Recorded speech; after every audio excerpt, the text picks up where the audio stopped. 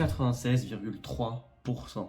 C'est le nombre de sites qui se classent dans le top 10 de la SERP de Google et qui ont plus de 1000 backlinks qui pointent vers leur site. Je pense que rien qu'à partir de cette phrase, tu comprends qu'obtenir des backlinks, c'est une clé essentielle pour avoir la visibilité en SEO. Et dans cette vidéo, je t'explique comment est-ce que tu peux acquérir des backlinks via une stratégie d'acquisition de backlinks. Ok, bon, alors avant tout, ce qui est très important de savoir, c'est qu'est-ce qu'un bon backlink et qu'est-ce qu'un mauvais backlink. Un bon backlink, c'est un lien qui vient d'un domaine avec une forte autorité, donc qui vient d'un site qui est reconnu. C'est-à-dire que plus le site qui vous envoie un backlink est important et au plus à vous, ça vous apportera du positif. À l'inverse, si un site qui vous envoie un lien a une autorité de domaine qui est très faible, c'est compliqué d'obtenir vraiment beaucoup de jus SEO. Donc je vais vous montrer comment est-ce que vous pouvez faire pour voir l'autorité des sites. Donc vous allez sur Href, vous voyez, voilà, c'est écrit là. On va prendre un site, hop, filmer vidéo, admettons.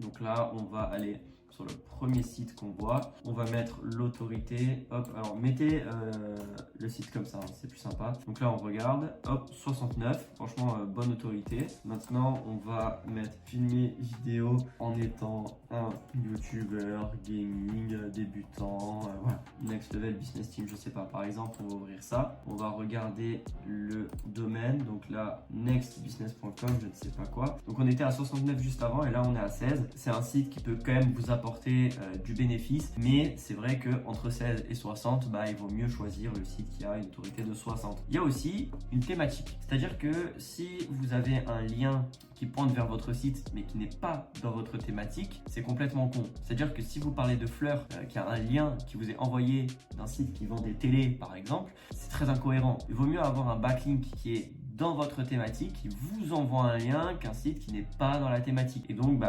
quitte à choisir, vaut mieux avoir une thématique qui va être cohérente avec une faible autorité de domaine, une forte autorité de domaine, mais une thématique illogique. Parce que le problème, c'est que, en fait, faire des liens quand on les achète, pas forcément autorisé. Parce que oui, on parlera d'achat de backlink. C'est pas forcément autorisé par Google. Donc, si vous commencez à juste acheter un backlink parce que vous avez entendu que l'autorité de domaine c'est important, mais que vous prenez sur un site qui n'a rien à voir avec le vôtre, Google va direct vous cramer et vous foutre des pénalités. Et une fois qu'un site a des pénalités, c'est un calvaire en fait pour les enlever, des fois même impossible pour certaines personnes. Donc une fois que vous avez vérifié ces deux-là, vous regardez le PageRank. En fait, vous avez beau avoir un site qui a une forte autorité, comme c'est le cas avec le backlink A, si la page sur laquelle vous avez le backlink possède une forte autorité, c'est 100 fois mieux. C'est-à-dire que vaut mieux être en page d'accueil d'un petit site qui a une moins forte autorité plutôt qu'être dans la dernière des pages d'un site avec une grosse autorité, parce que c'est un backlink qui sera mieux placé, qui vous apportera plus de bénéfices, et ça c'est quand même assez intéressant si vous souhaitez développer votre netlinking. À l'inverse,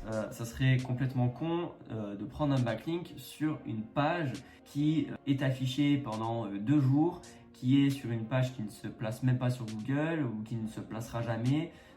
Voilà, avoir un backlink, c'est aussi avoir un lien qui se fait voir déjà par les utilisateurs et qui surtout se place un minimum sur une page qui a un minimum de jus SEO, quoi. Sinon ça sert à rien. Ensuite, ce qui est important, c'est d'avoir un backlink qui est en haut de page. Bon, je vais vous expliquer. Google préfère largement un lien qui est en haut de page qu'un lien qui est en bas de page. Parce qu'en fait, il y a un principe de jus SEO. Quand vous avez une page, cette page, elle a de l'autorité. C'est donc là le PageRank qu'on a vu et ça se retranscrit à travers du jus SEO. Si vous avez une page avec beaucoup de jus, il vaut mieux être en premier placé sur cette page plutôt qu'être en dernier parmi 10 liens. Parce que le truc c'est que ce jus SEO il va pas se donner de manière égale. En fait il va se diviser et il va surtout se diluer.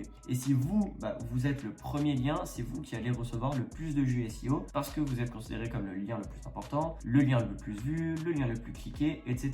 Donc c'est très important d'être en haut de page. C'est pareil si vous faites du maillage interne, la page que vous voulez mettre en avant, il vaut mieux la mettre en haut que tout en bas. Parce qu'il y a un certain ordre d'importance. Et donc l'inverse, le pire truc, ce serait d'avoir un backlink dilué. Donc comme je vous l'ai dit, genre sur une page 10 backlinks et vous êtes le 8e en bas de page. C'est nul. Vos backlinks doivent être variés et donc parfois en avoir des mauvais. Pourquoi? Parce que le but, quand vous faites une stratégie de netlinking, c'est d'avoir un profil de backlink qui est le plus naturel possible.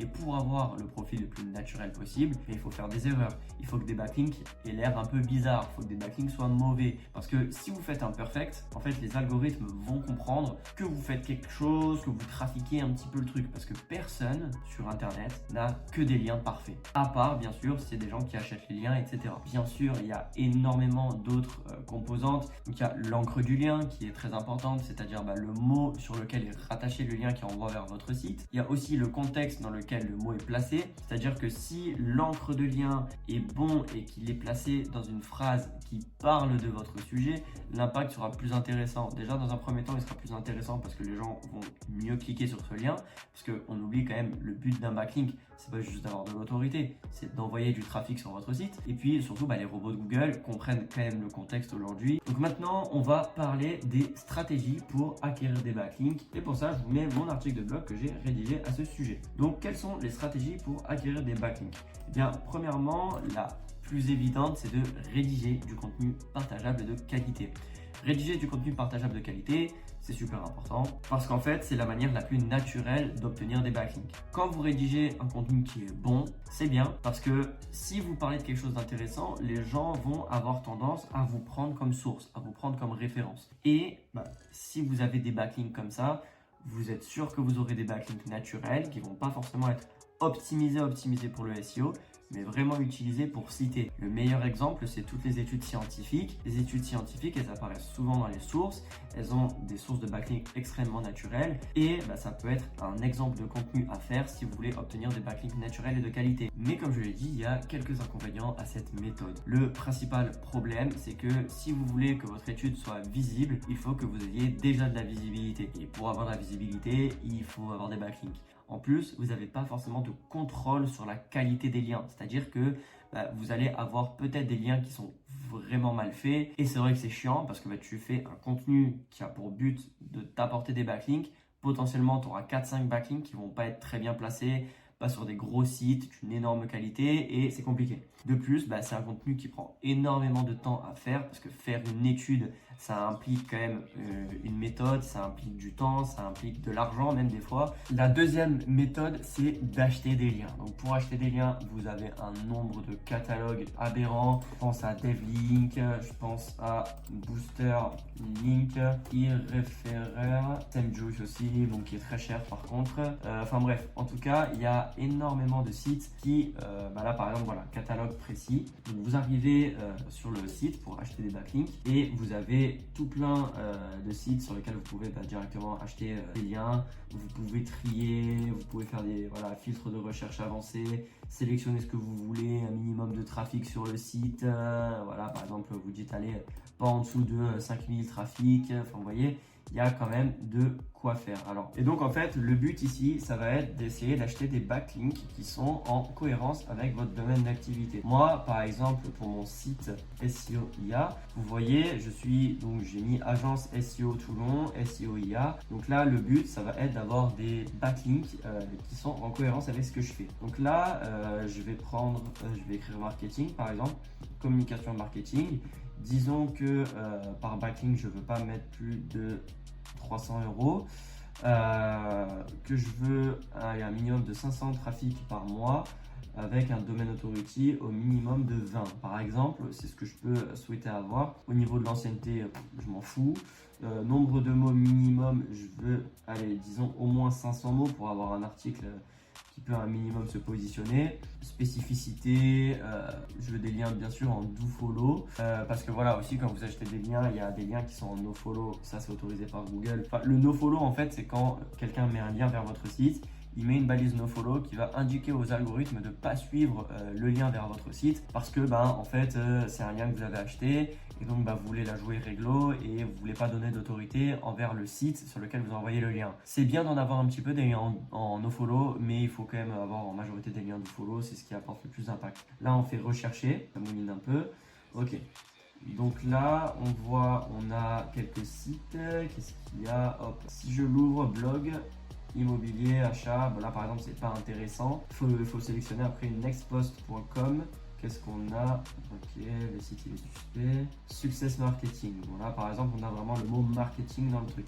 Success marketing, attirez vos clients en continu sans prospecter, découvrez mes services et comment faire croître votre entreprise. Donc là c'est en gros une agence marketing qui propose très sûrement des backlinks. Donc comme on peut voir ici, optimiser votre campagne, marketing, dépasse, nanana, est-ce qu'il y a un lien qui est acheté? Prenons l'exemple, voilà, typiquement Octopush, hop, voilà, ça c'est un backlink qui a été acheté. Donc c'est pour ça que ça peut être intéressant. Là vous faites votre petite liste et vous en achetez. Donc là 130, Level Score 48, Traffic SEO 64 000, Domain Authority 38, rédaction non comprise 130. Donc là c'est toi qui rédige.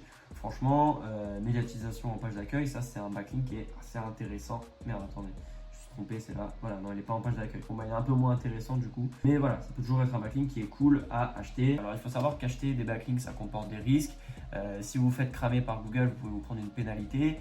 Et c'est pour ça qu'il faut respecter la cohérence de votre thématique pour justement ne pas faire chauffer aux yeux de Google. Parce que là, par exemple, moi, si j'écris un article de blog, je sais pas, sur l'acquisition de backlinks par exemple, et que là, c'est un truc de marketing, Google a stratégie marketing qui booste. Ça va être logique. Donc, voilà ce que je veux dire sur l'achat de backlink. Ensuite, il y a les stratégies de guest blogging. Alors, le guest blogging, ça peut marcher, mais c'est un peu long et c'est un peu chiant à faire. En gros, le but, c'est d'aller contacter un site, lui dire, en gros, salut mon pote, j'aimerais mettre un lien sur ton site. Si tu veux, je te rédige un article de blog. Et en fait, tu n'as rien à faire. Juste, moi, en gros, je mets un lien sur mon site. Et toi, tu as un article complètement gratuit. Il y a des sites qui acceptent ça, mais beaucoup de sites, en fait, ne l'acceptent juste pas parce qu'ils disent, attends, je m'en fous, en fait, de ton truc. Moi, ce qui m'intéresse, c'est de te faire payer parce que c'est de l'espace publicitaire. Donc, c'est un peu compliqué de faire du guest blogging. Il y a une méthode qui marche très, très bien. Alors ça marche plutôt si vous faites des services plutôt. C'est en fait, admettons que vous avez un cabinet d'avocats, vous souhaitez le mettre en avant. Ce que vous pouvez faire, c'est que vous pouvez chercher des sites de services qui parlent de tout ce qui est avocat. Là, c'est simple. Vous êtes, par exemple, du coup, comme j'ai dit dans le droit, vous regardez les mentions légales. Vous voyez, il n'y a pas grand-chose. Et là, vous dites, écoutez, bonjour, je me présente, je suis machin de tel site. Et en gros, en fait, vous proposez en échange d'un lien vers votre site, vous leur rédigez le blog sur lequel vous voulez positionner et vous dites, et en échange, en plus de ce blog-là, je peux vous proposer de retravailler vos mentions légales parce que c'est vos compétences. Moi, par exemple, je fais du SEO, donc si je veux un backlink vers, je sais pas, n'importe quel site, n'importe quel blog, etc., je peux dire, en échange, je vous fais un petit audit SEO avec les recommandations, les trucs que vous devriez faire, en plus de ça. Et là, le mec va se dire, attends, j'ai un contenu complètement gratuit sur mon site, juste je lui mets un lien vers son site, mais voilà, ça lui coûte rien au mec. Et en plus de ça, j'ai un audit SEO complètement gratuit et le mec s'y connaît, je suis un petit peu plus chaud parce que vous avez de la valeur à proposer. C'est ça qui est bien sur internet, c'est que vous pouvez faire en fait du troc. Ensuite, il y a l'échange de liens triangulaires. L'échange de liens triangulaires, en fait, vous avez deux sites et vous voulez obtenir un backlink sur un site. Vous envoyez un message au site sur lequel vous souhaitez acquérir un backlink. Vous lui dites en gros, envoie un lien vers mon site et moi en échange, j'ai un deuxième site à partir duquel je t'enverrai un lien. Donc ça fait un échange de liens triangulaire. Pourquoi il faut le faire en mode triangulaire? Parce qu'un échange de liens binaire, c'est pas intéressant parce que Google capte que c'est un échange de liens. Il va pas forcément vous punir pour ça, mais juste il va atténuer la puissance du jus qui vous est distribué, de l'autorité qui vous est conférée, parce que ici c'est un échange. Voilà, les échanges c'est pas forcément intéressant. C'est bien d'en avoir un petit peu parce que ça fait un profil de lien qui est assez naturel. Mais voilà, il ne faut pas baser toute sa stratégie sur juste de l'échange de liens. Ce qui peut être bien, à la limite, c'est d'avoir un pote ou de parler avec quelqu'un et dire, écoute, on a deux sites qui sont à peu près similaires dans la même thématique. Viens, on s'associe pour juste les backlinks. On se fait des échanges triangulaires. Les mecs, ils vont très sûrement accepter. Enfin, je veux dire, pour eux, ça les arrange. Eux, ils ont juste à envoyer des liens sur d'autres sites. Et de temps en temps, c'est l'inverse. C'est vous qui envoyez un lien vers un autre site pour que eux, ils aient un lien. Vous vous aidez. Vous avez des backlinks gratuits. C'est intéressant. Avant-dernière technique, c'est le ninja linking. Le ninja linking, c'est si vous souhaitez vous faire détester de tous, comme je l'ai écrit, faites ça. Parce que en fait, le but, c'est d'aller sur des forums, d'aller sur des blogs. Et en fait, à chaque endroit où vous pouvez écrire quelque chose, pouf, vous foutez un lien. Alors bien sûr, essayez toujours de le faire de manière cohérente. Par exemple, voilà, vous êtes plombier, vous mettez sur des forums bricolage, plomberie. Vous n'allez pas mettre sur un truc de SEO, ça n'a rien à voir. Donc, vous pouvez faire ça. Après, très souvent, les forums, en vrai, vous bannent en deux.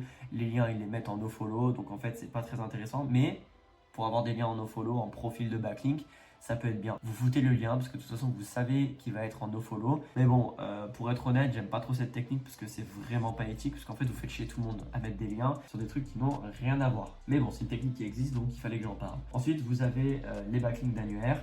Alors, certains disent que c'est des backlinks qui ne sont pas utiles. Moi, je dis que c'est important. Si vous avez une entreprise, par exemple, qui est locale, ou en tout cas, vous voulez avoir une insertion locale, ou même si c'est pas local, juste vous avez une entreprise tout court, pourquoi ne pas apparaître sur des annuaires? Je veux dire, le principe d'un annuaire, c'est de répertorier les entreprises. Donc, en fait, vous avez le droit d'apparaître dessus. Généralement, c'est pas tout le temps payant, ou alors c'est pas cher. L'avantage, c'est qu'ils ont des grosses autorités. Alors, même si Google voit que ça n'a pas forcément de rapport, il capte que c'est un annuaire, donc il va pas vous bannir pour ça.